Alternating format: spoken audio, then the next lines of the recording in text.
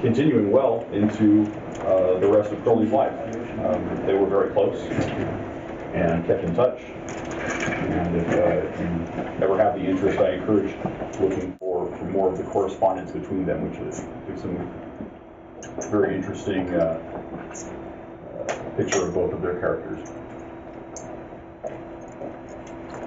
Marguerite Freida Harris was born in London, England in 1877. She was born Frieda Bloxam, the daughter of renowned surgeon John Astley Bloxam. Her father was well known as a plastic surgeon, a specialist in venereal disease, and was a Knight of Grace with the Chivalrous Order of St. John of Jerusalem. He was actually quite renowned in his time, this of course being a very early period for plastic surgery, especially doing facial reconstructions. He was noted as being quite proficient and also extremely clean in a time when infection from surgery would have been a lot more of an issue than, of course, we find it necessarily today. In accordance with Victorian tradition, Frieda was sent to a private school in Bourne End, where they lived. This, of course, is a picture of her, not as a child, of course. We don't actually have a lot of pictures of her. There's not a huge amount of photographs of what she looked like. We do have a couple, though. Not a lot is known about her early childhood. She was born to an affluent family, well-to-do and privately schooled, but other than that, not a lot of specific details known. Frieda married this handsome gentleman, Percy Harris, in April of 1901, around the age of 24. Percy was born March 6th, 1976 in Kensington, London. He was a British Liberal Party politician his entire life. Elected to Parliament in 1916. He served as chief whip for his party, 1933 to 1945, and was made a baronet on January 14th, 1932, giving him the title of Sir Percy Harris of London. A baronet is a bestowed title that can be passed down to one's children. So this entitled Frieda to style herself Lady Harris, but she preferred to use Lady Freida Harris. But she was, in fact, an English lady. Frieda and Percy had two sons. Jack, born in 1906, later Sir Jack Harris, being the firstborn, he inherited that baron title, and Thomas, born in 1908. It's a picture of Sir Jack Harris over here, being a little bit like Colonel Sanders. He wrote a book called Memoirs of a Century, and we have a couple of quotes from that throughout this presentation that give us a little bit of insight into some of the personal life of Lady Freida Harris and some of his perceptions of her lifestyle. Quoting his book, Frieda developed a desire to be an artist and went to art school. Her pictures were quite interesting, but not quite good enough to achieve fame. When we were in Paris, I suggested to her that she paint the scenes in the apartment. She did this and painted under the name of Jesus Chutney, achieving some notoriety. I don't know why that name, but that was her artistic name for some time. So we know there was a period where she was schooled in traditional art. I wish that I could find some of it, but it seems to have been lost to the aeon, because other than a little bit of earlier work and some of her Masonic work that we'll get to a little bit later, I could not find any of her traditional work, although we know that she must have been schooled traditionally. She did go to art school. There's got to be bowls of fruit and still lifes from when they were living in Paris and things that they would have found about the apartment, because certainly she was classically trained and didn't just come out of nowhere painting things like this. I guess you looked under Jesus Chutney too. I did, and couldn't find anything. Google it, look it up. If anybody finds any work that they can identify, that you can be sure to identify as hers, I'd love to see it. But yes, that was was her nom de plume, so to speak. Sometime in the mid-1930s, I did find one indication that it was 1937, although I found others that said sometime in the 30s, so I'm leaving it vague as to that generalization. Freida Harris started taking lessons in projective synthetic geometry, based on the teachings of Rudolf Steiner and Goethe from Olive Witcher and George Adams. A lovely picture of Olive Witcher here. Adams called Harris Diana, which refers to the goddess represented in the card art in the Thoth Tarot. And Frieda took private lessons from Witcher, and it seems that Witcher visited her studio near Regent's Park to view ongoing designs for the Thoth Tarot. Interestingly, the people that she was working with, Olive Witcher and George Adams, were reportedly not huge fans of Crowley's. They certainly had their own leanings as far as their mystical study and the incorporation of the geometric work, but were not overly thrilled with her involvement with Crowley once she started working closely and eventually entirely exclusively with him. However, they were still supportive. They were certainly consultants, and as it says, would have been involved with her work as she went through the progression of the tarot. The book Projective Geometry is one of Olive Witcher's, and this is one of her diagrams. So we can see kind of sort of this generally geometric concept, and I'll actually have some more examples. I'm not going to try to go too deeply into the theory behind projective synthetic geometry. This quote is from Lon Milo Duquette's book, Understanding Aleister Crowley's Thoth Tarot, and I think it's a beautiful way to at least try to approach the topic. Harris's style is characterized by her graphical conversion of the mathematical concepts of projective geometry. Projective geometry presumes more than a polarity between a central point and an infinitely distant surface, center and periphery. Because of the fragility, if not the downright non-existence, of time-space, it allows that a central point and an infinite space an infinite space can occupy the same position.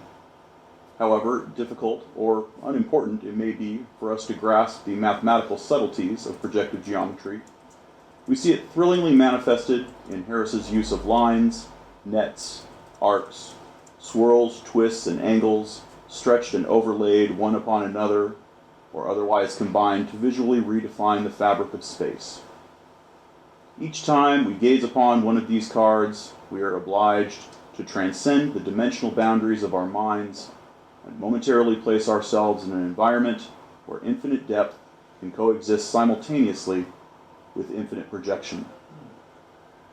These are also a couple of diagrams representing this. I think interesting also, there's a quote here also at the bottom from the Book of the Law. In the sphere I am everywhere the center, as she, the circumference, is nowhere found. I believe that there are correlations between some of the mathematical theory that we find in the Book of the Law and this theory itself, but we're not going to go too deep into that. We see a lot of visual portrayals of this. As I understand it, synthetic geometry deals a lot with the visual portrayals of mathematics as opposed to the, from a geometrical standpoint, it's more interested in creating visual work as opposed to working with the actual equations.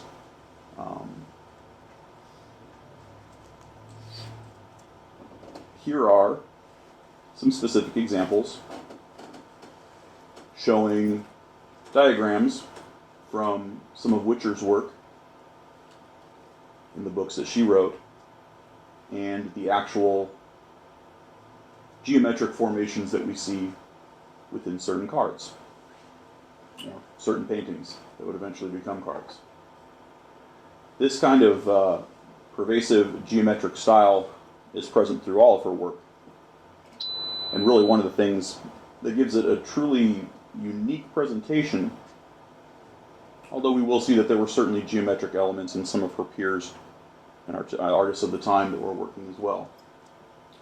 But a lot of them are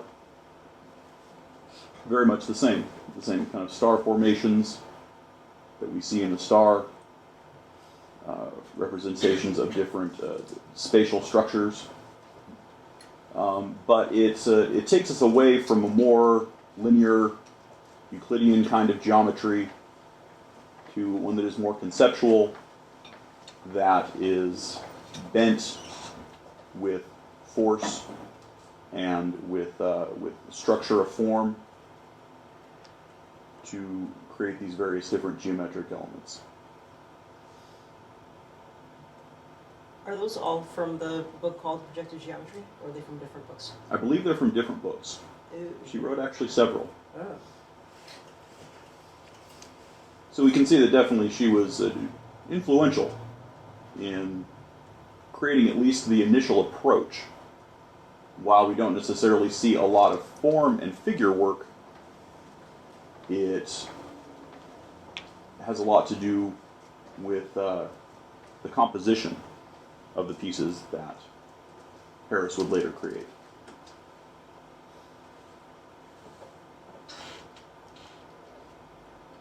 This is one piece that I was able to find. It is untitled. The date is unknown. I assume that it was done in the 1930s, probably late 1930s, as it appears to be her working with this art style. That's the same one that I saw on eBay. Is it the same? Yeah. Very good. And you say you may have seen an original on eBay? It claimed to be. It claimed to be. Well, it claimed to be, and it was there for a lot of money. Interesting. It's interesting. No, this is the earliest example of her working with synthetic geometry. You can see that it is highly experimental. It has different elements of kind of a Cubist sort of approach, but we also see the incorporation of different organic structures, and it's kind of a very almost this sort of spiraling sacred geometry kind of approach to the composition. Really beautiful work.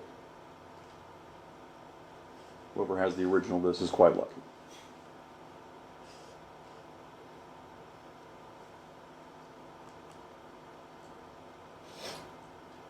Freida Harris was not unschooled in the esoteric arts, or sciences as it would be, when she first met Crowley. Frieda was a co-mason. Co-Freemasonry was a form of Freemasonry which admits both men and women. The International Order of Mixed Freemasonry, Le Droit Humain, was founded in France in the late 19th century. Several prominent members of the Theosophical Society joined co-Freemasonry, including Annie Besant, which is the lady you see at the top there, who founded the Order of Universal Co-Freemasonry in Great Britain and the British dependencies, with officers of the Supreme Council of the French Maçonnerie Mixte, known today as the International Order of Freemasonry for Men and Women. In September 26th of 1902. As well as reading books by Crowley, who she had already familiarized herself with somewhat through his own literature, Harris studied Rudolf Steiner's anthroposophy, which would be a critical aspect in the creation of the Thoth Tarot as well. Anthroposophy postulates the existence of an objective, intellectually comprehensible spiritual world that is accessible by direct experience through inner development and has roots in German idealism and German mysticism. Picture on the bottom here is Rudolf Steiner. And we see some elements that could be comparative to Thelema in this as well.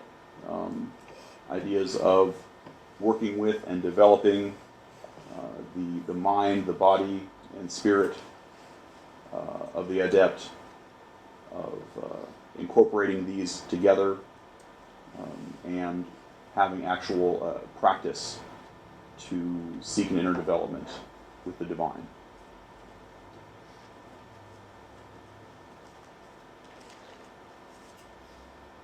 While Harris was a member of Co-Masonry, she painted her own unique series of tracing boards, incorporating her unique and visionary art style.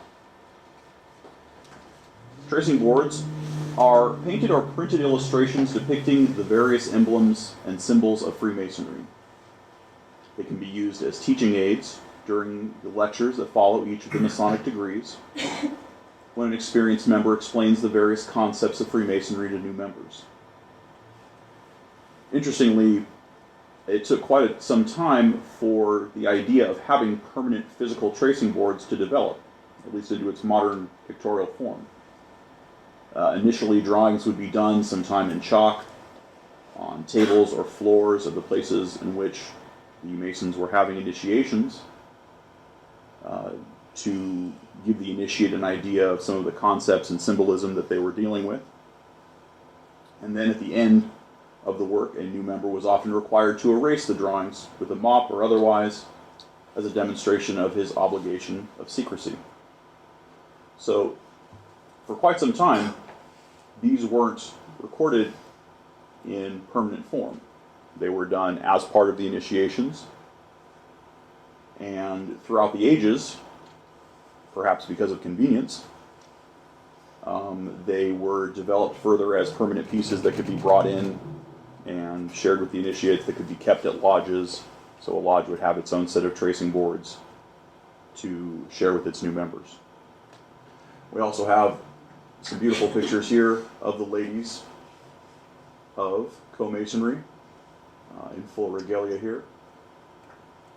These are not necessarily of Freida Harris herself, though the regalia would have been similar.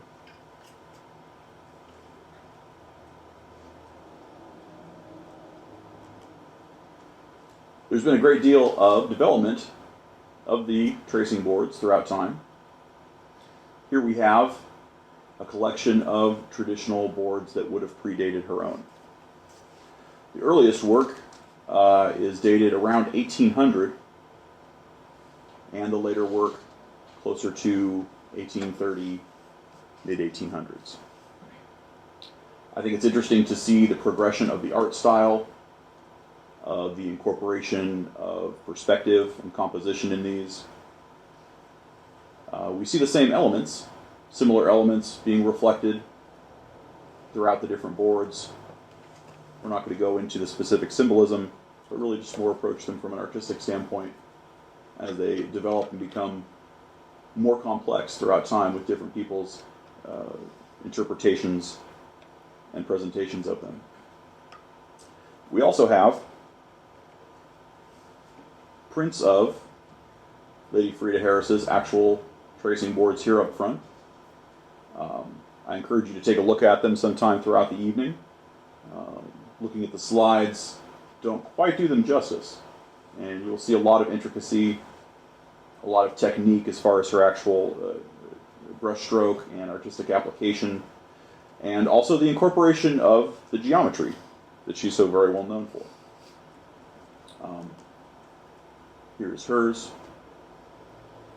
Here's his first degree board. And you can compare the two. They are conceptual leaps and bounds, really taking them in a very progressive, very conceptual direction, whereas we see kind of a more traditional, painterly kind of effect in the latter tracing boards that existed. She took them in an entirely new direction.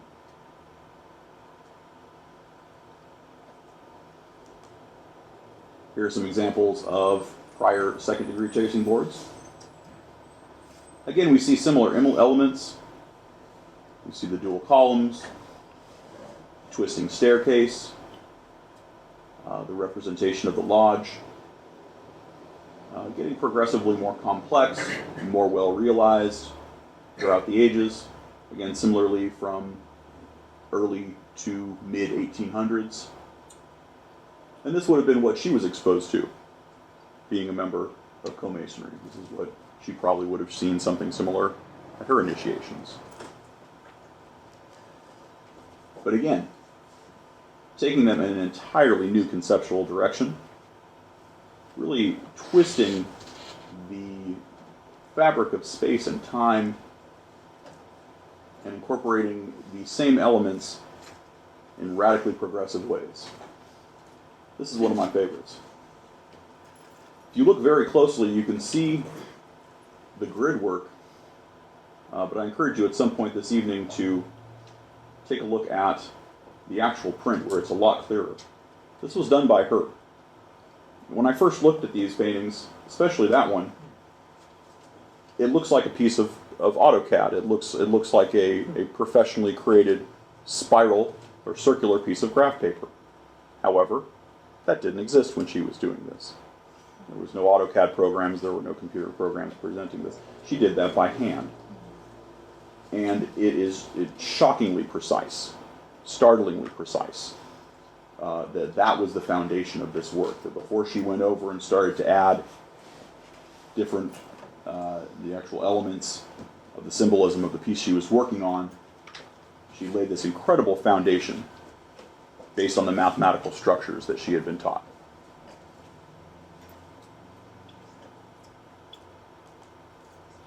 Here we have some examples of the third-degree tracing boards. Again, reasonably simplistic. What we see progress throughout time is not so much the style of their presentation as really the rendering of the art itself. We start off with black and white, something that could have well been drawn by hand. I'm sure mirroring the original drawings that they would have done on a floor, on a table. And the presentation gets completely more rich, more vibrant. We get different tones, and the last one we get a certain sense of lighting, which really brings an element of realism to this, a very kind of traditional type of portrayal. But this changes the entire structure. And we see the same elements, but we push it so much further into this conceptual space, incorporating three-dimensional elements, a more surreal type of presentation,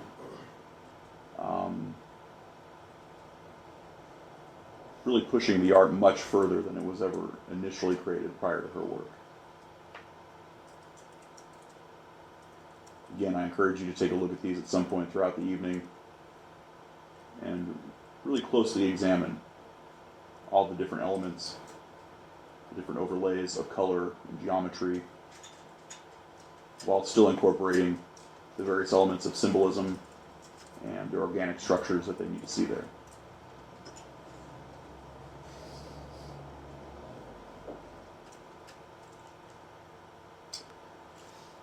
In 1937, Aleister Crowley asked playwright and author Clifford Bax to help him find an artist for a tarot project. On June 9th, 1937, Bax invited Freida Harris after two other artists didn't even show up for the appointment. She was 60 years old at the time, which goes to show you the first step of getting the job. Show up for the interview. Can't hurt. Crowley's friend Greta Valentine, a London socialite and artist, also knew Harris, so they had some people that they knew in similar circles. Harris and Crowley did much of their work on the Thoth Tarot deck at Valentine's house in London. The top gentleman there is Clifford Bax, the lovely Greta Valentine, and of course, our good friend Aleister. So, at the time in London, they had similar circles that they may have been involved with. Freida Harris was a socialite. She was a politician's wife. So she was known for throwing great parties, for inviting a lot of people of culture and influence who may have well mingled at her home, and was known to like to have a good time.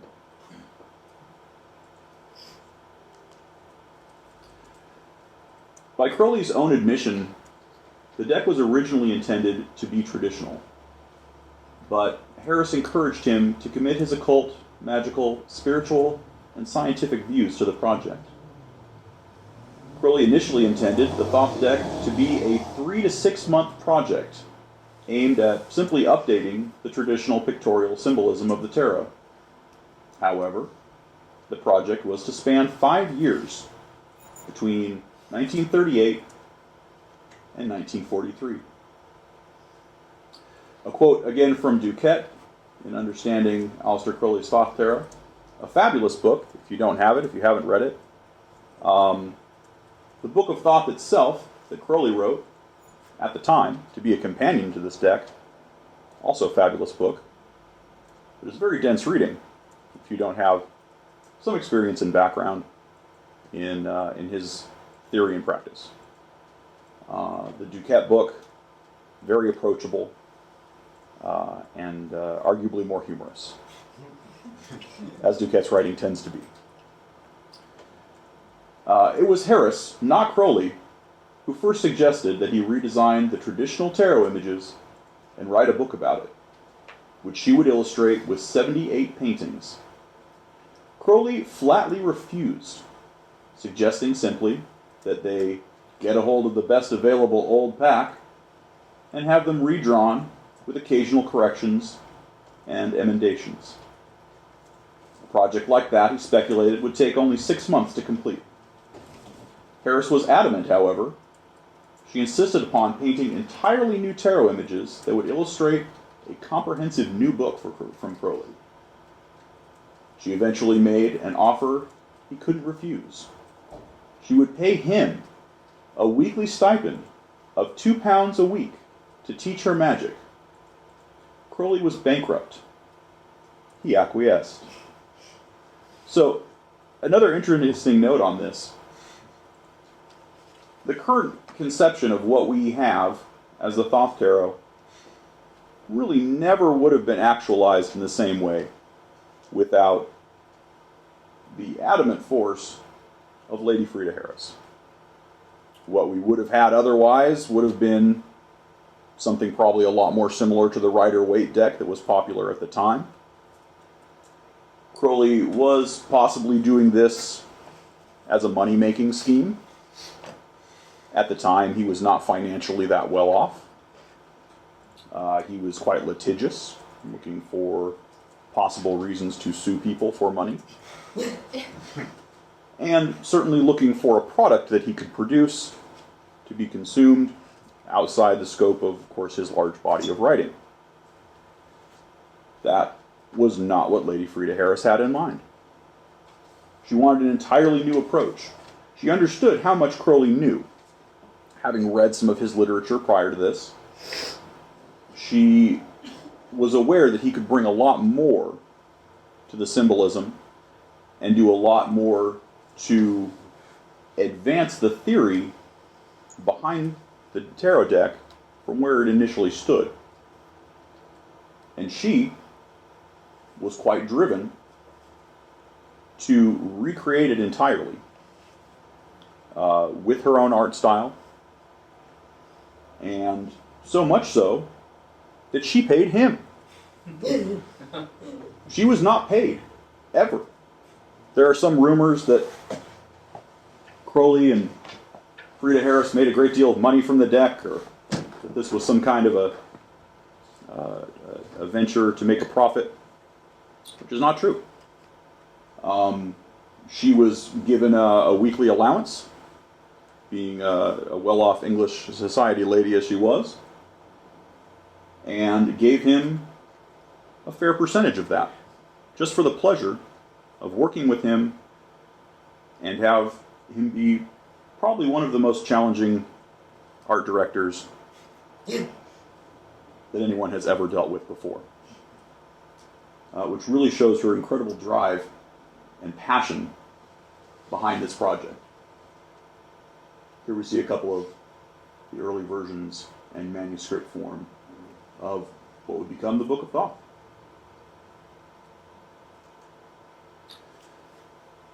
According to Crowley's unpublished Society of Hidden Masters, on May 11th, 1938, Lady Harris became his disciple and also became a member of Ordo Templi Orientis, entering directly to the 4th degree of that order due to her previous initiation into co-masonry.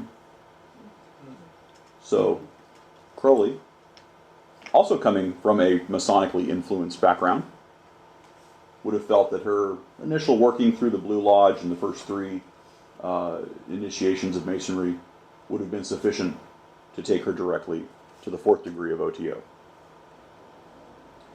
John Simmons wrote, Crowley helped her through the portals of the mystical order of the AA, Astrum Argentum, if you will. She took the name of Zaba, or hosts, which adds up to 93, the number of the thelemic current which she was trying to tap. Crowley also began to teach her divination. She had a choice of discipline and opted for the I Ching. The I was your own choice from several. I approved highly, because it is the key to the kind of painting after which you were groping when I met you. If you are to make a new mark in art, you need a new mind, a mind enlightened from the supernal triangle, wrote Crowley to Harris. This is also one of probably the most famous picture. We see Harris on the right side there, with Crowley behind her, and I'm unsure as to who the other woman is.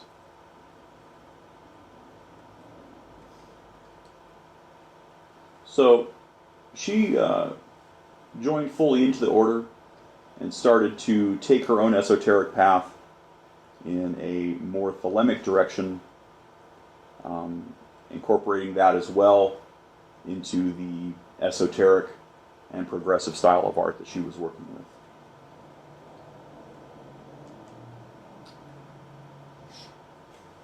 In further correspondence between the two of them, Harris wrote in 1939, during the working of this project, if you are expecting the tarot to be a means of getting money, or my position as useful for pushing it, I am sorry. I am not the right vehicle for such an enterprise, as I intend to remain anonymous when the cards are shown, as I dislike any notoriety. Your books are wonderful, but you must not expect the reading or money-making world to buy them, as they don't want to think. Harris sent Crowley a regular stipend throughout the project. She also used her society connections to find financial backers for the exhibitions when the paintings were shown, for the catalogs that would be included, and also for the publication of the tarot itself, of the Book of Thoth. Also in correspondence between them, I am also sorry that I have to write plainly to you, because I enjoy our friendship and your instruction very much. But it is entirely spoilt by your attempts to use me as your bank and financial advisor. I have frequently told you that I have nothing but a weekly allowance, and that out of it I have given you all I can spare. Throughout their correspondence, we see Crowley come to her for money, and which makes some amount of sense. Again, she was affluent, she was a woman of society, a woman of politics, and he may have well been in need at that time. But clearly, that was not her game. It was not her goal to ever make money with this, and it was also not her goal to receive any kind of notoriety. Her work was very secretive at the time, And it was never an avenue for fame for her, as it really seems as though none of her painting was. This was very much done for herself, for her own spiritual exploration, for the opportunity of working directly with Crowley.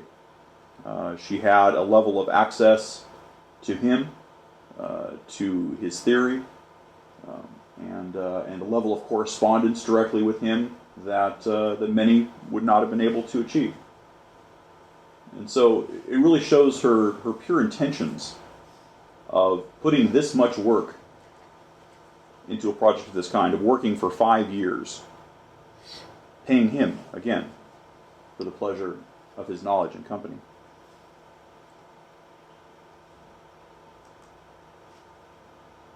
What we see here is the Rider-Waite deck. This was illustrated in 1910. And this would have been the prominent tarot trumps of the time that they would have initially been working with. While I love the Rider-Waite deck, and certainly I think it's one of the better decks to come before the Thoth deck, we see that the illustrations are reasonably straightforward. They are still based in line work. The paintings, not overly rendered. You don't get a great sense of light or depth. Their compositions are fairly uniform.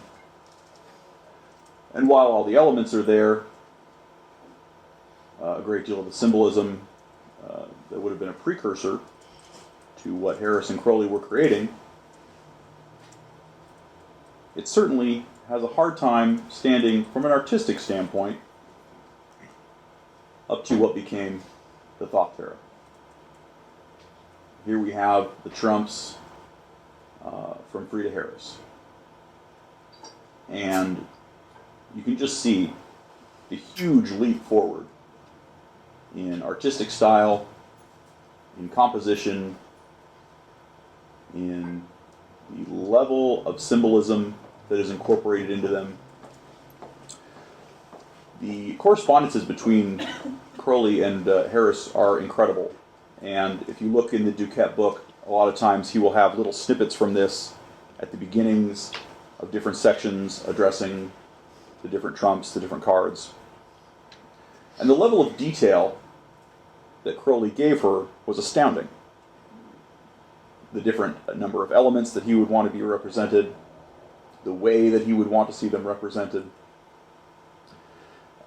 He was quite the aggressive art director, especially for not paying anything for this art. He still certainly took liberties in saying, fine, if we're going to completely redo this, we're going to do it with a full level of realization that we can achieve. But even the descriptions that he gives her, as detailed as they may be, really can't capture the way it is that she approached each of these pieces, as individual paintings and also as a group of work, an enormous group of work.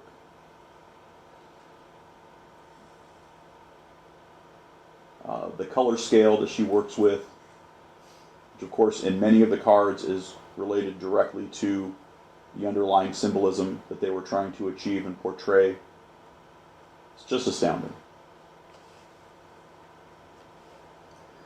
Crowley had her redo a great deal of these.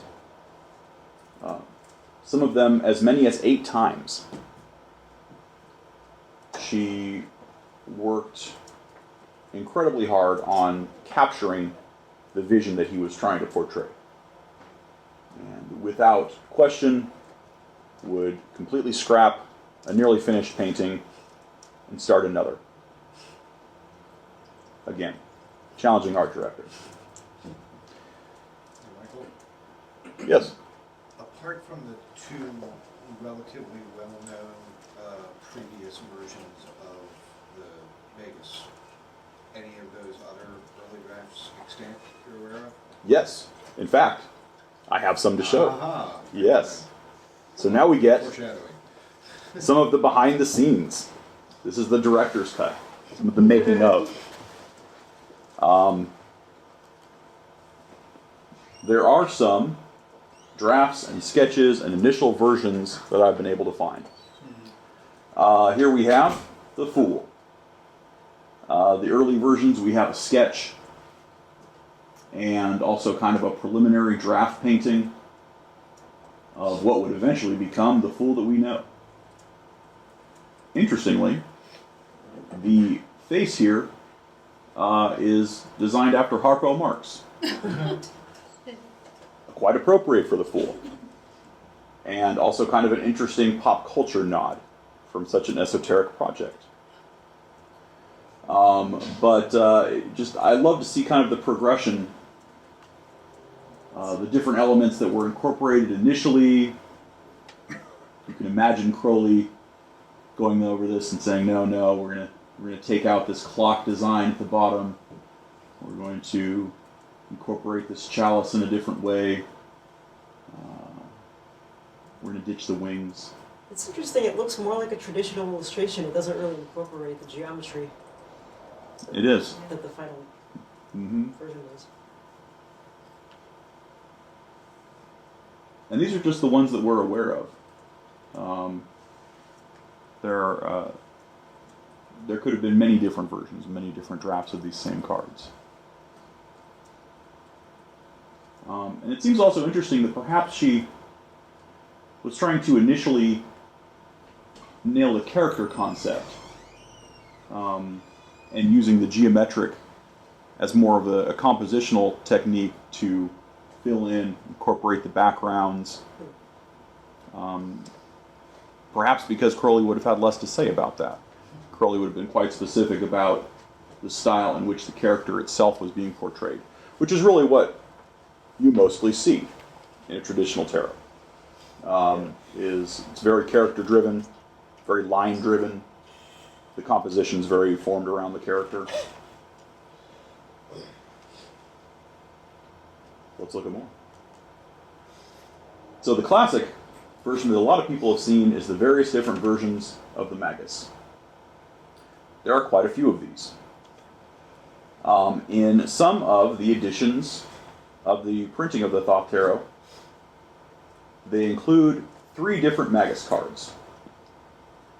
There has been some speculation as to why, and whether this was intentionally incorporated by Crowley, whether he wanted to see 3 Magus cards, maybe they're like 3 wise men, perhaps there's some symbolic reference as to why there's 3 Magus cards. There is not. As far as we know, those were incorporated by the printer. Because of the way that the cards were laid out, they could fit 80 into the number of pages that they were printing. And since there are 78 cards, they included 2 of the finished drafts that they had also been given by the photo engravers at the time, just as kind of an extra bonus. Instead of just having wasted paper, they said, hey, we have 2 more finished paintings that are gorgeous. Let's just include them in there. And I've actually seen earlier versions. I'm not sure if the current versions still reprint the 3 Magus cards. Pretty sure the US games do. Does the current US game still do that? I think so. Nice. Yeah, Very it cool. does. Right on. But here are 5 versions of what would eventually become the Magus card that we know, and quite a bit of differentiation between these. We can only imagine how hard Lady Freida worked over and over again.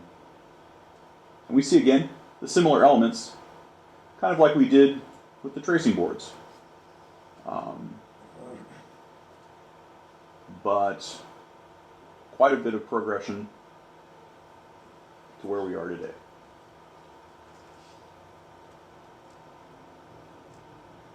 And I think ultimately for the better.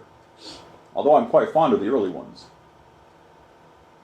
sometimes iteration leads to a more fully conceptualized finished piece.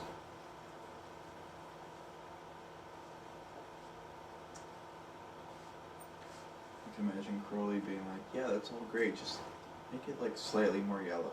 Do it Right? again. Do it again. Do it again. This one's pretty yellow, Crowley. I don't know. I kind of feel like I have the similar elements. I mean, we have the wand here, we have the Magus, we have his different tools. I got that baboon in there that you wanted to have. But not quite there. Not quite there. We see different iterations of the winged feet.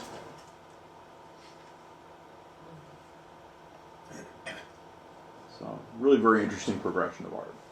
That final one on the right, do you happen to know if that's the traditional like U.S. game color scheme or the color corrected German? The one down here, which The official card. the official card, Right. Yeah. this one here, that is, I believe that's pretty close to the current printing. It may be a little more green than we see the current version. There have been quite a few. There was some discussion of the bluing of the images over time. Sure. And that the more recently produced German deck tried to color correct back to the restored paintings, which were only just recently done. Definitely. Yeah, there's been quite a few different printings that have been very off as far as their color palette. The very earliest printings were, well, of course, they originally printed in black and white inside the Book of Thoth itself. The earliest printings of the deck were extremely blued and almost kind of a monochrome kind of presentation. I have a picture of them coming up a little later. And there's also been earlier printings that were a lot more green and blue heavy from the original paintings. So we do see a wide range in just the reproductions of this art, trying to stay true to her initial vision. As of course our photo engraving and later scanning and photography technology has gotten better and better as far as that color matching. Here is an early draft version of the Hierophant. I'd like to think that she was at least able to portray these kind of very loose, very gestural kind of drafts to Crowley before he started making her change things. And this one is actually very similar. You see a little bit of difference on the female character in the foreground, but the different cherubic elements of the different animals and whatnot, the masks around the edge, are relatively similar. And we see the beginnings of the geometric structure that was going to drive the composition of that piece. I really like to see it just almost as a progressional piece, because this is more where she would have started off with. This very loose, very flowing, very blocky style. And when all we've seen traditionally is the very finished, very tight, very crisp, fully rendered versions of these paintings, it's kind of interesting to get a little bit of a glimpse at the preliminary process.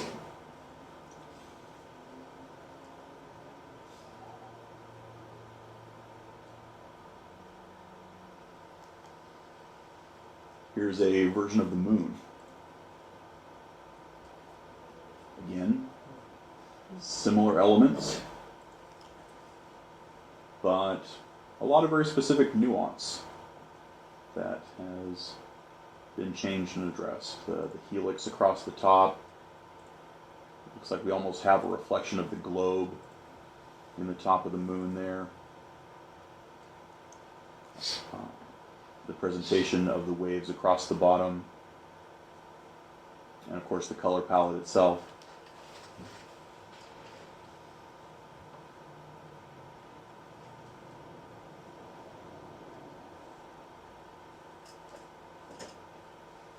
This one I love. An initial version of the Knight of Discs. That looks a lot like a Frank Frazetta. That's kind of what it says. I could totally see that. Like Right. the legs going like into the earth. and Right. everything. And I love that element. You see that kind of more so in the initial one than you do in the final one. And I really like that design element of seeing the actual shafts of wheat being incorporated into the horse's hooves itself, almost as if this horse is coming up out of the earth. These very large, kind of draft horse kind of legs.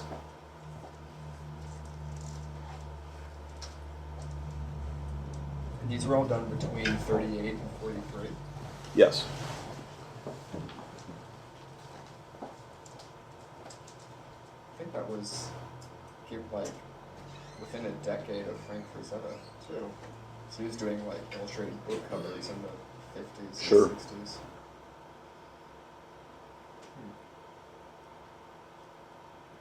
Again, a lot of similar elements.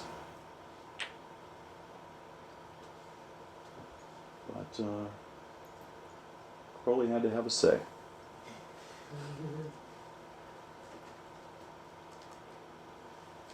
Here's a very rough initial sketch of the Knight of Wands.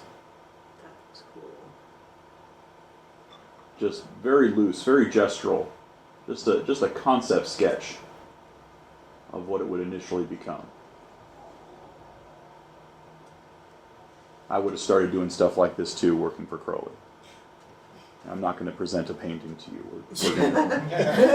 You get a concept sketch, you get some pencil work, and let's get that approved before we spend time rendering something out that beautifully.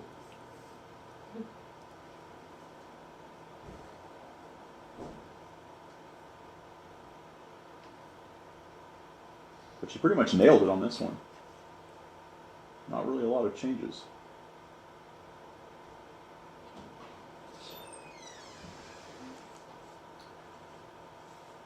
It is noted that Frieda lived the construction and design of the deck to the point that events in her life mirrored the cards she was working on. For example, when she was working on the 8 and 9 of Swords, very nasty cards, she experienced all sorts of accidents and delays. So we can tell that this became an obsessive project for her, that it consumed a great deal of her life to a point where elements in her life started to reflect the work that she was doing, which happens. But it also gives us a sense of the emotion behind the cards and their presentation, and how it is that she might have approached conceptualizing them at the time, dealing with some of the very issues that she was portraying.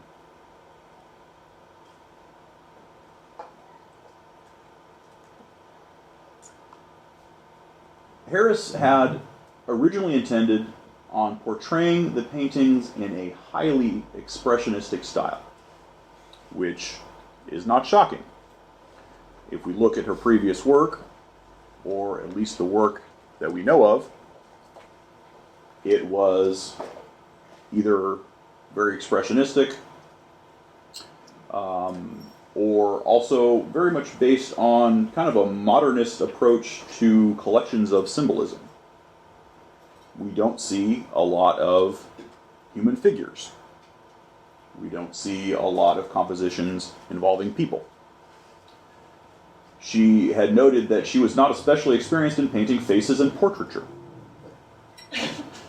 And if you look, here are a couple of examples, but look through the deck next time you have it about, and you'll notice there is a pervasive motif in the Thoth Tarot of having the characters looking away from the viewer, which is really a fascinating artistic, sort of a stylistic way to approach things. This was done for visual effect, but also possibly because she was a little bit unsure, perhaps, in the portrayal of the portraiture of all these different characters. Because when you think about it, the tarot is very character-driven. So you're drawing a lot of people, a lot of characters, a lot of people concepts. Crowley wrote to her, "Your feeling about having no forms and faces is merely symptomatic of modern soul sickness. It is a lack of confidence in one's creative powers. It is the root of the Dadaists and the Surrealists. Picasso took it far enough. I must emphasize that this fear of faces is an appalling symptom of cowardice." So, thank you, Crowley. I'll get it right next time. Right? But it does show that Crowley very much, as much as the art was driven by Harris, it was conceptualized by Harris, really just incorporating the visual elements that Crowley expected to see, he did have a great influence on the painting and the style, and in pushing her as an artist into addressing content and subject matter that she wasn't necessarily used to painting. And I think for the better. While we appreciate the kind of expressionistic elements that we see that take the tarot in a completely kind of more modern direction, or what would have been modern for her times as far as the painting genre was concerned, we still have the same characters. We still have noticeable figures, recognizable forms, even if they're not always looking at us. And there's something interesting about that too, from an artistic standpoint, because I feel like it draws you into a lot of the pieces. These characters aren't looking at you. They're not posed as we would expect traditional portraiture to be. They're engulfed in their own worlds. They're interested in their own environments. Their attention is not directed towards the viewer or the camera, but more towards the focus of the symbolism of the piece itself. The lovers are looking at each other. The Queen of Discs is surveying her land. So even that really lends itself to a very creative kind of approach to a lot of this caricature.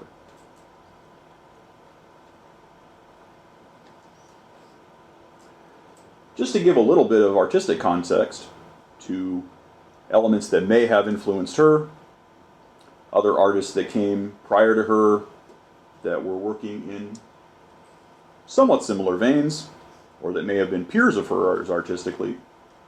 Just a couple of examples. Marcel Duchamp was a French Cubist and Dadaist, although I don't know if he would have identified himself as a Dadaist. Born in 1887. This is, of course, the famous Marcel Duchamp that eventually put urinals as fine art, would sign his name to a urinal and put it up in a gallery. The Dadaists were very much about breaking all the rules, about redefining what art was and how it was that it would affect the senses or be perceived by the viewer. But in this work, a little bit earlier, we see more his Cubist and expressionistic phases. Nude descending a staircase, number 2, which is well known. The King and Queen surrounded by swift nudes, and Sonata, done 1911 to 1912. And in these you get kind of a sense of that Cubist geometric approach to figure work. And it may have been something similar to this type of approach that Harris was initially conceiving. Not wanting to present as defined forms, as traditionally defined forms, or as recognizable forms and facial features, while still capturing the essence, movement, and composition of the different figures that were going to be involved. So, Duchamp, a precursor of hers, some of this work. Of course, Picasso.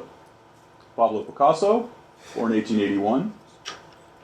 And again, we see some of these elements of the Cubist work and the very loose geometric kind of portrayals, figures that don't have the traditionally defined features the kind of, what would have been considered a departure from fine arts at the time.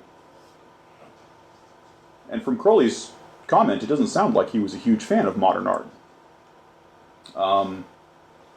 Maybe he believed that the reason that these artists were diverging from the classical arts was because they were not as technically proficient.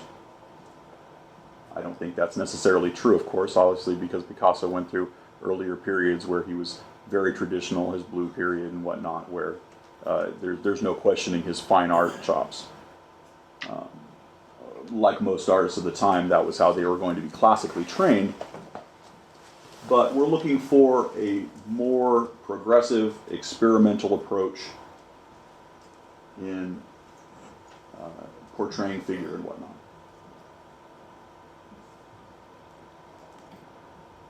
Salvador Dali.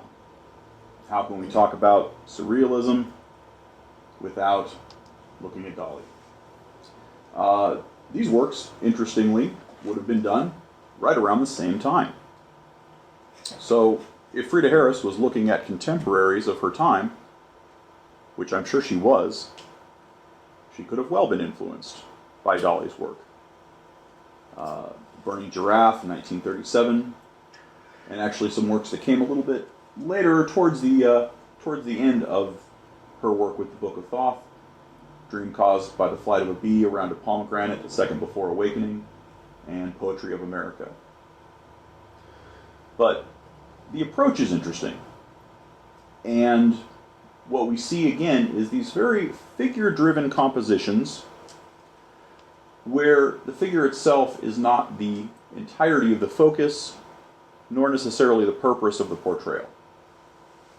And very much like a lot of the Thoth paintings, we see a great deal of detail and symbolism and relevant imagery incorporated into the backgrounds, into the environments, and, interestingly, in the Dream Caused by the Flight of a Bee, we have our character very much focused away from the camera, looking back into the world that she's inhabiting, and very much interested in the rifle and tigers coming out of a pomegranate.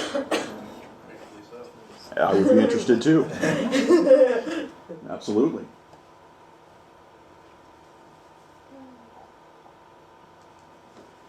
And in a certain sense, the fabulous Georgia O'Keeffe, an American modernist, born in 1887.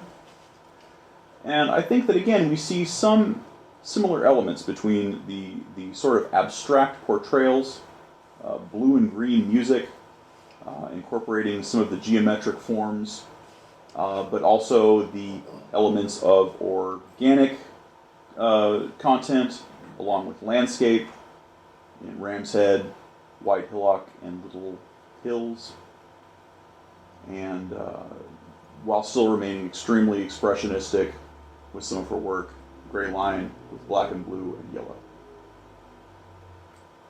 But interesting comparisons of very modernistic approach to these paintings that incorporated the organic elements, different independent elements that were not necessarily directly associated with those elements that could add to further symbolism or meaning, and the incorporation into a broader environment and landscape. These were extremely progressive for the time.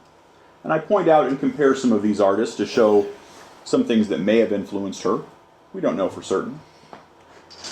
To give a little bit of context as to what modern art would have looked like at the time, but also to put her very much on par with these other artists. I feel like Freida Harris is horribly underrated and not well enough acknowledged for the very modern and progressive work that she was doing at the time. Because it was a part of this sort of occultic connection, and also in part because she wasn't trying to get famous. This wasn't work that she was putting out there to advance herself or her reputation. I feel like certainly had she been trying to do that, it would have been much more widely acknowledged.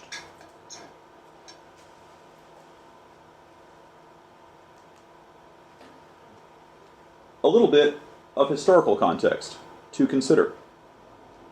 Between September 7th, 1940 and May 21st, 1941, 16 British cities suffered aerial raids with at least 100 long tons of high explosives. Over a period of 267 days, London was attacked 71 times as part of the Nazi onslaught known as the Blitz. From September 7th, 1940, 1 year into the war, London was bombed by the Luftwaffe for 57 consecutive nights. More than 1 million London houses were destroyed or damaged, and more than 40,000 civilians were killed. During these years, Harris worked on the Thoth Tarot, with bombs literally dropping around her. And as any good artist, she was sure to be extremely influenced by the environment that she was working in. And this was one of absolute terror. If you can imagine the city around you being absolutely destroyed, innocent people dying every day, the horror of the Nazi regime spreading over Europe, this certainly influenced the darker elements of the work that she was doing at the time. Consider the Tower card, the destruction, the burning and falling building with the figures toppling from it. May have well been influenced by her own real life at the time. Certainly very dark times for London and the world, happening near the culmination of the work that she was creating.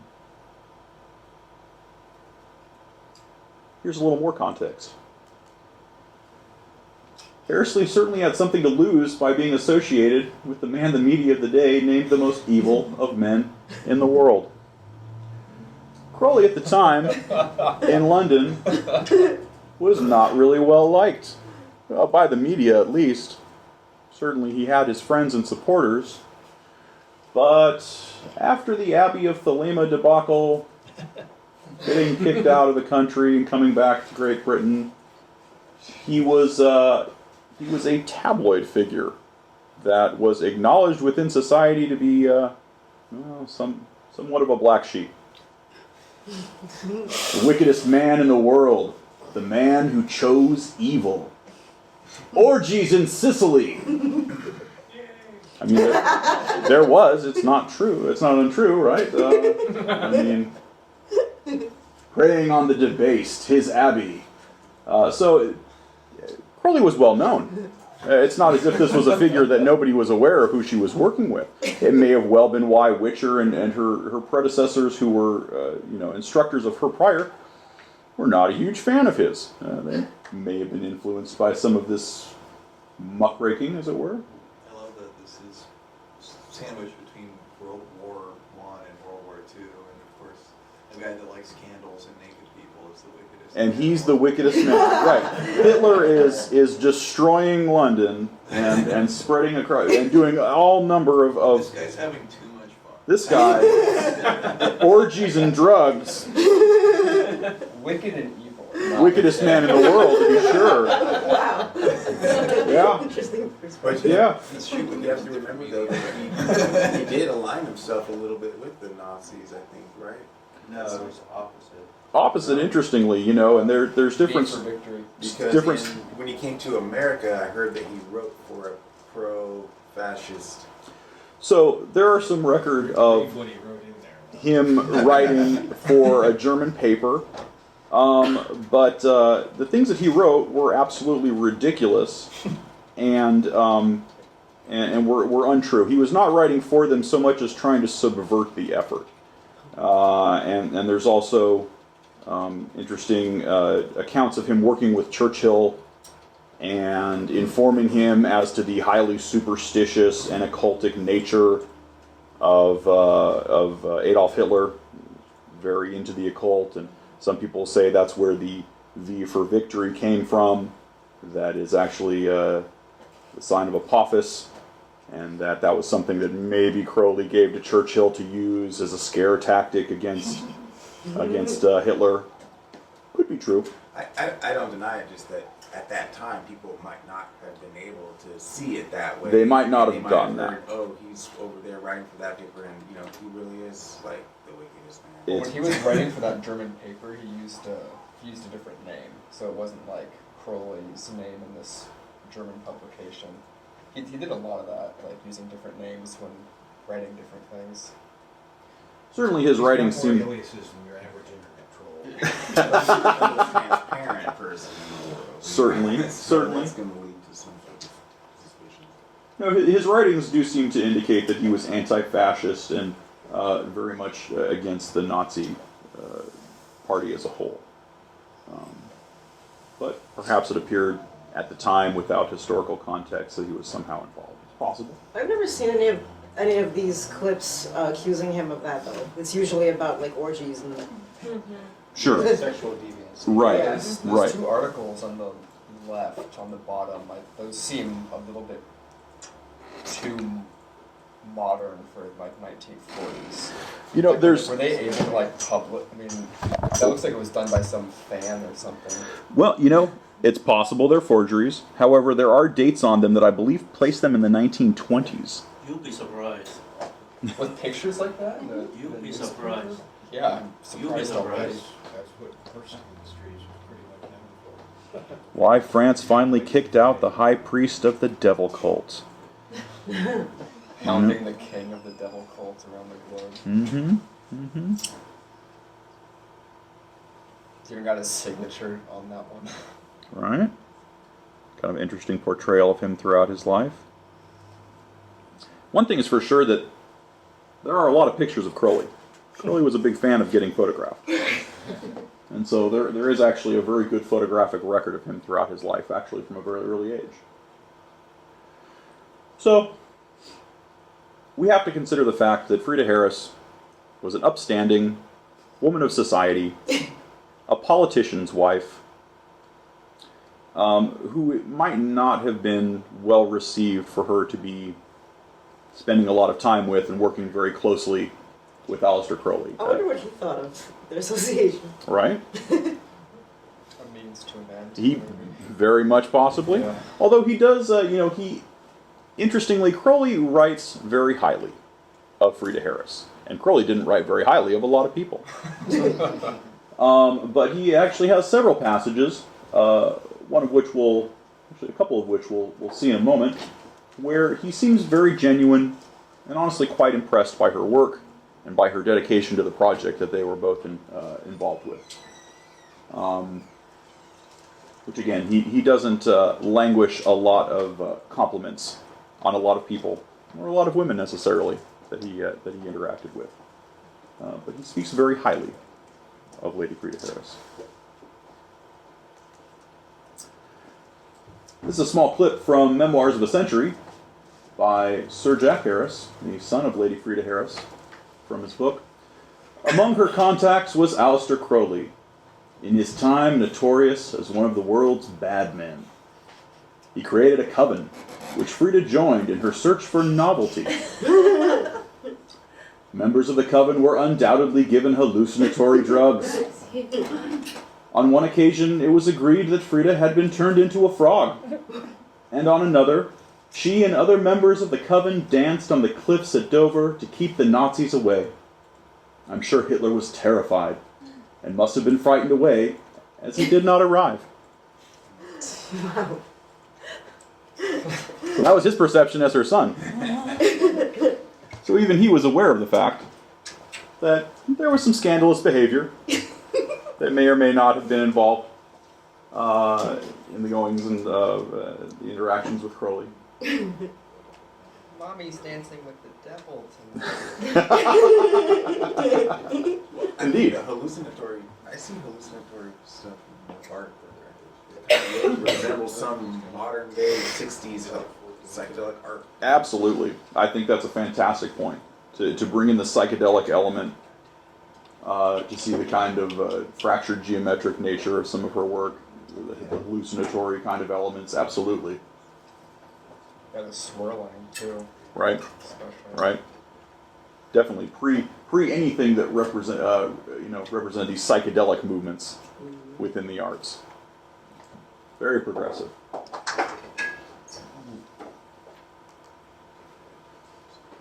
There were several exhibitions, public exhibitions and showings of some of the paintings during their lifetimes. Lady Harris exhibited the paintings on at least 3 occasions. First in June of 1941 at the Randolph Hotel in Oxford. Then again in July 1942 at the Berkeley Galleries on Davis Street, London. And in August 1942 at the Royal Society of Painters in Watercolors on Conduit Street, London. At Harris's insistence, Crowley was not in attendance, nor does his name appear anywhere in the program essays. So again, interesting that even in the very few public exhibitions of this work towards the latter end of the entire project that they were developing, she may have well decided it was not the best to have Crowley in attendance, maybe from a marketing standpoint. This may have well been her attempts to gain funding and support for the project to publish the eventual book, Thoth, and he might not have helped. It's hard to say. Harris had plans to do a full lecture tour in the United States and exhibit the original paintings of the Thoth Tarot deck in 1948, but unfortunately, this never materialized. So, again, further reason why I feel like she is somewhat underrated, or perhaps not as well acknowledged as she should have been, for this incredible body of work at the time. Nobody saw it. It was not really acknowledged within the fine art, modern, surrealist, cubist, or progressive art scenes of the time. Had it have been, who can say?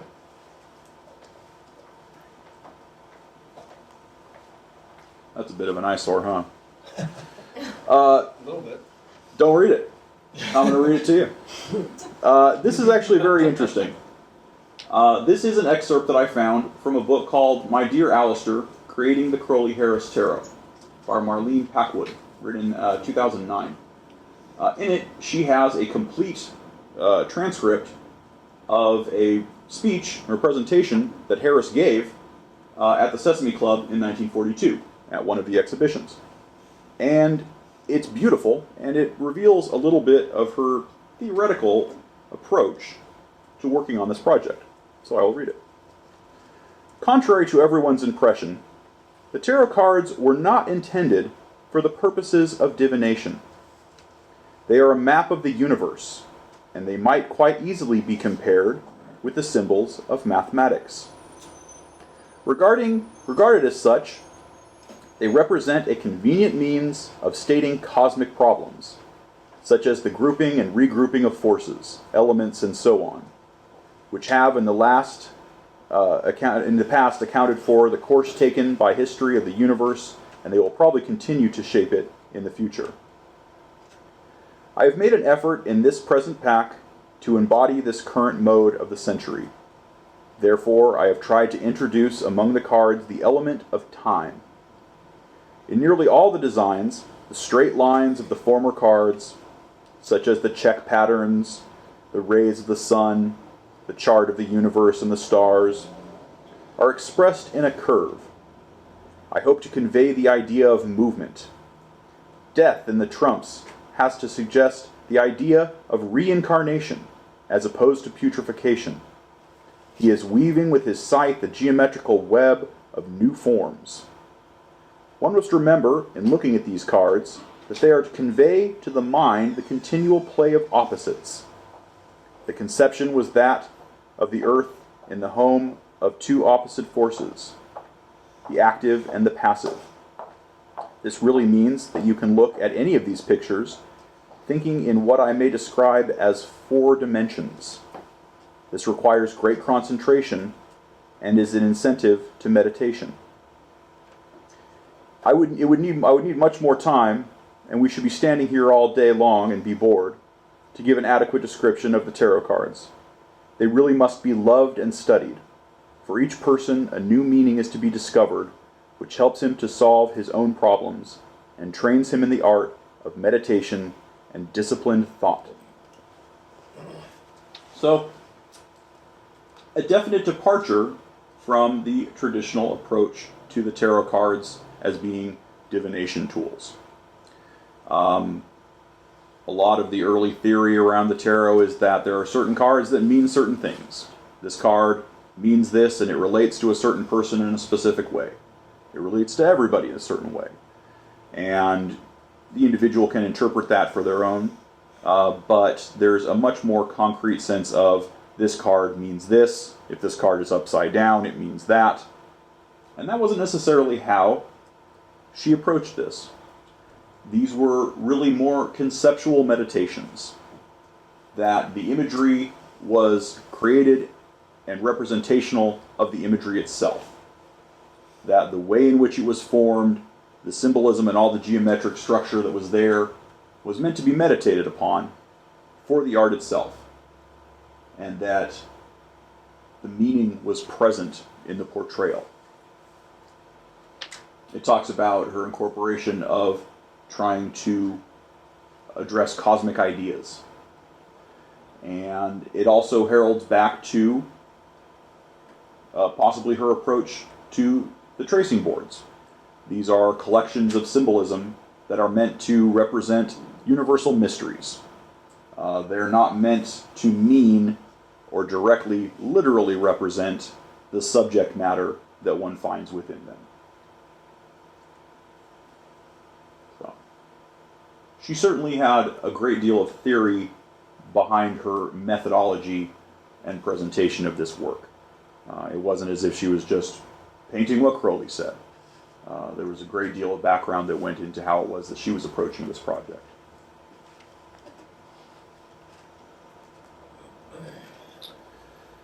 The Book of Thoth, a short essay on the Tarot of the Egyptians, is the title of the Equinox Volume 3, number 5. The book is recorded in the vernal equinox of 1944 and was originally published in an edition limited to 200 numbered and signed copies. So, the Book of Thoth came out in their lifetimes. They were there to see the publication of that, at least in a small form. However, neither Harris nor Crowley lived to see the actual Thoth deck published.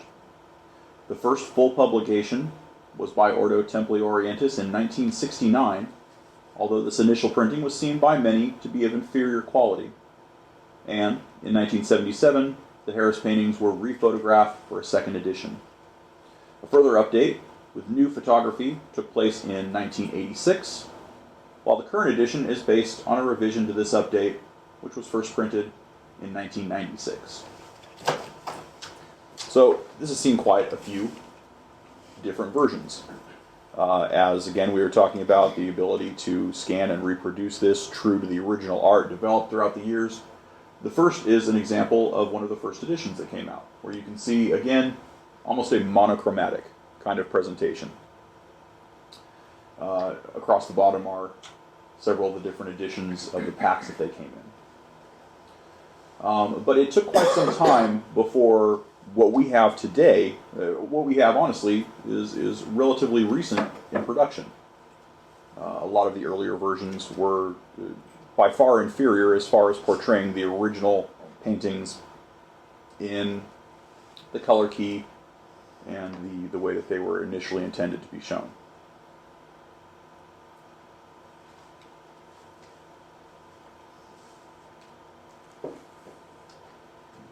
Although there is a great deal of correspondence between the two of them, throughout their lifetimes, there is a short break in the letters between them after the final exhibition in 1942. But Harris remained in contact with Crowley, particularly towards the end of his life. The surviving letters between Frieda Harris and Crowley show a level of devotion to each other that really genuinely gives us a feeling that they were friends.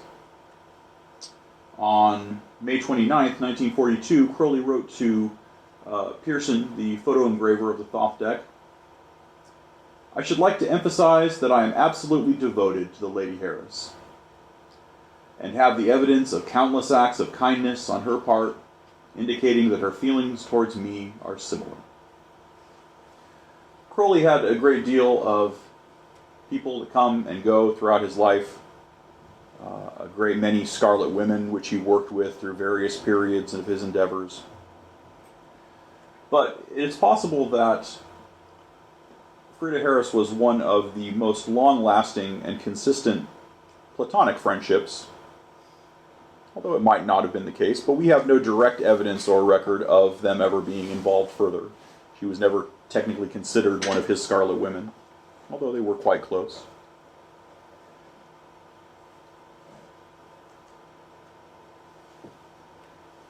After Crowley's death, on December 1st, 1947, Harris wrote to Friedrich Millinger, an O.T.O member in Germany, on December 7th, 1947.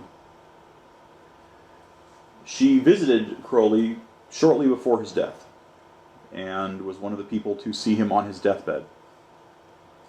This beautiful sketch is one that she did of him in that time period. He was well taken care of. I made him have a nurse about 3 months ago, as he was dirty and neglected, and he had Watson, who was most devoted, and the Simmons were as nice as they knew how to be. At the last, Mrs. McAlpine and the boy were there. I saw him the day that he died, but he did not recognize me. I think Mrs. McAlpine was with him, but she says there was no struggle, just stopped breathing. I shall miss him terribly, an irreplaceable loss. Love is the law, love under will. Yours sincerely, Frieda Harris. Frieda Harris and Lewis Wilkinson, another close friend of Crowley's, were the executors of Crowley's will. This may have been in part due to the fact that they had no aspirations of becoming the next head of the O.T.O. When Crowley died, he left a vacuum, and a great number of people who were interested in rising to acknowledgement within the order that he had created. Frieda Harris was not one of those people. She was probably the strongest, longest lasting, and most platonic friendship in his life, and perhaps one of his few genuine friends. And we see that again in the correspondences that they shared with each other.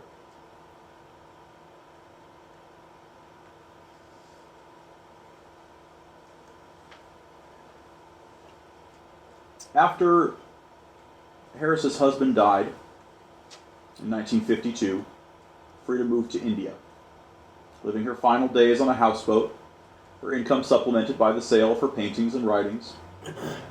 She died in Srinagar, Kashmir, on May 11th, 1962. She had traveled to India during her life and absolutely fell in love with the area, enjoyed the weather and the environment, and decided that she would leave London and she would spend her final days there. She bequeathed the original paintings of her tarot cards to fellow Thelomite Gerald York, who in turn placed them with the Warburg Institute, along with much other Crowley material that he had collected over the years. I was actually just talking with Kat here, who had the incredible experience of being able to see these in person, which is fantastic. So if you should be in London and find yourself at the Warburg, they're still there. You have to get permission, but... Was it difficult? It just depends. Well, it's difficult if you don't have a connection, I guess. Probably. Sure. But they are still around and reasonably well preserved, you said. They looked it. I can't tell, but they seem to have nothing wrong with them. Which is wonderful. Were they like displayed No, they're not they're like presented to you. Yeah, so you have to first you get permission and then because they have to the person who works there actually pulls them out of their Right. archives and lays them out, and you don't really see all of them because there would be too many, but yeah, they do not have them like out on display. Yeah. O.T.O. International has actually spent a lot of time and money over the last, I think, decade having them restored. They were in, my understanding is they were in not awful shape when they got to the Warburg, but not awesome either. Sure. Well, you know, a lot of them were done initially in watercolor, which would have a tendency to fade over a great deal of time. You know, I don't think so. Yeah, they looked watercolor, but it didn't look like faded watercolor. They were Right. very vibrant. Nice. You know, they're not necessarily, you know, wouldn't have the lasting of an oil painting or something like that. You know, although you do some crackulature in oil I painting. don't know. Like, does watercolor fade if it's not exposed to sunlight and if it's sort of? You know, maybe not if it's kept in the dark. If it's Yeah. you know, if Because it's, I think they've been stored. Like I'm not sure how much sunlight they've really seen. So, Not it's enough. hard to say. Not enough. Yeah. no, but it's good to hear they're still well being taken care of. Yeah. In a section from Sir Jack Harris's memoirs, he records one of his last memories of being with his mother. It says, when we were staying there in India, we found Frieda had become some sort of a saint, and her portrait hung in the sitting room surrounded by flowers. She was buried in the Church of England cemetery, but there was no headstone. So we arranged a headstone to be placed over the grave containing the lines from Cymbeline. Fear no more the heat of the sun, nor the furious winter's rages. Though thy worldly work hast done, home art gone and ta'en thy wages. It was a moving little ceremony, joined in by some of the locals. That night Frieda appeared to come and sit on my bed. Her appearance was very vivid, and she said she had come to thank me for remembering her. A bit of a touching tribute from her son there towards the end.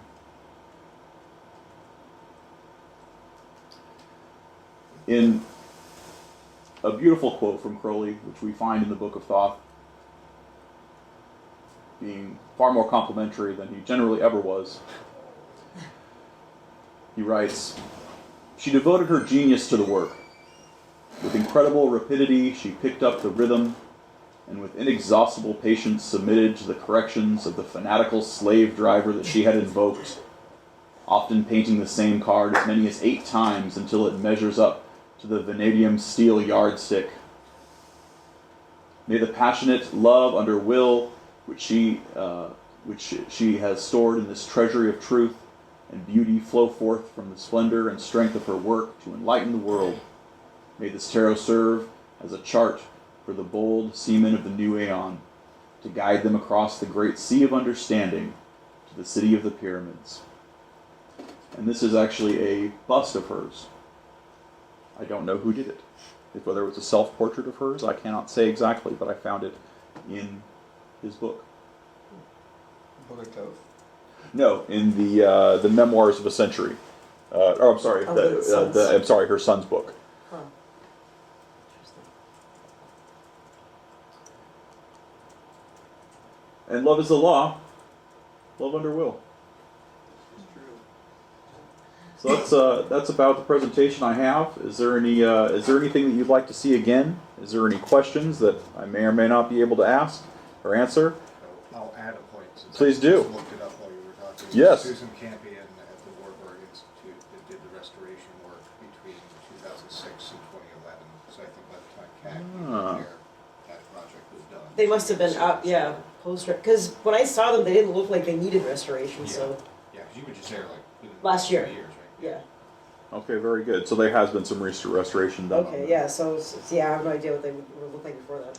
Right. I wouldn't have guessed, that they. They didn't. You wouldn't have guessed that they had been touched up or restored since the original. Well, yeah. Like if I. So I mean, she did a good job. So she must have done a good job. I mean, I don't know what they did. Well, I don't know what they looked like before, Sure. obviously, but they. Yeah. Very good. Very good. Where did you find the drafts? All the drafts. There was a particular website that I was able to find that had one point been selling them. It was a private collection, and they had quite a few of the different drafts and versions, some of which had already been sold. Wow, really? I'm not positive if they were still available. Are they still up? Is that website still up? The website's still up. You can take a look if you can What's find the- it. I don't remember exactly. Oh. I'll see if I can find the link to it. That would be really good. I'd like Yeah. to see that. Yeah, it was a private collection of work that had some of those earlier drafts and versions. Oh. No, truly, she deserves a great deal of credit, and It was very interesting to kind of look into some of her life, go through some of her methodology, compare her to some of her peers, and realize just how really progressive and modern some of this work is. I believe she would have been famous if she wanted to be famous, but that was never her goal. And we can compare it and put it side by side with many of the modernist, surrealist, and cubist painters of the time. Even Crowley didn't like them. But her approach was unique. I've never seen any other artist incorporate the synthetic geometry in the same way, and that really lends to some of the fabulous, truly vibrant compositions that we see here. There's really nothing else like it, and certainly no body of work as large that is done within such a consistent styling. Any other comments or questions? All right. Thank you very much for coming out. I encourage you to come up and take a look at the tracing boards, get a close look at them. They're very good prints, and certainly do a lot more justice to her styling and technique than the small copies that we find. So, thank you for coming. Thank you.